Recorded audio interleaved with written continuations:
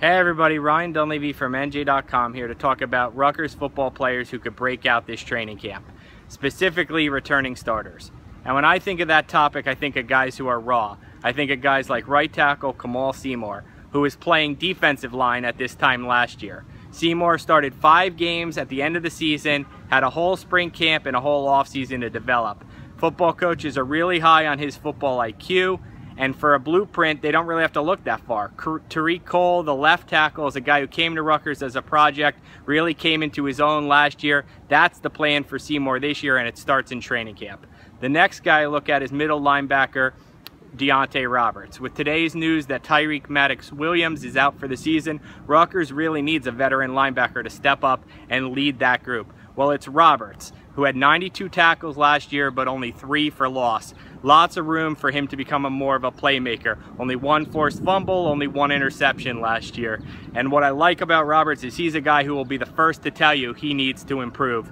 He was very hard on himself after last season, and he's a guy that I think can make some plays in this Rutgers defense. The next guy, Saquon Hampton.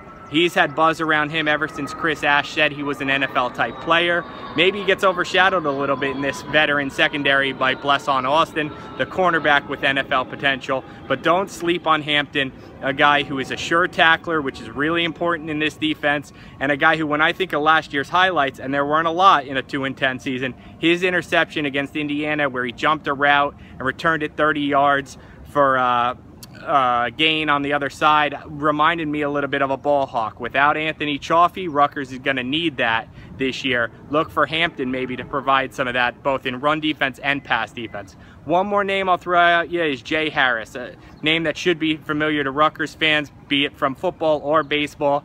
39 catches for 481 yards last year, led the team in catches. So is there room for him to grow stats-wise with Janarian Grant back, with Damon Mitchell, with some of the freshman wide receivers? Maybe Harris's stats go down, but maybe his impact goes up. Maybe he sees more one-on-one coverage because of the other receivers. Maybe he's a guy who we see some of that baseball playmaking speed ability going first to third. Maybe we see that on the football field with some of his catches that aren't just 10, 12-yard gains.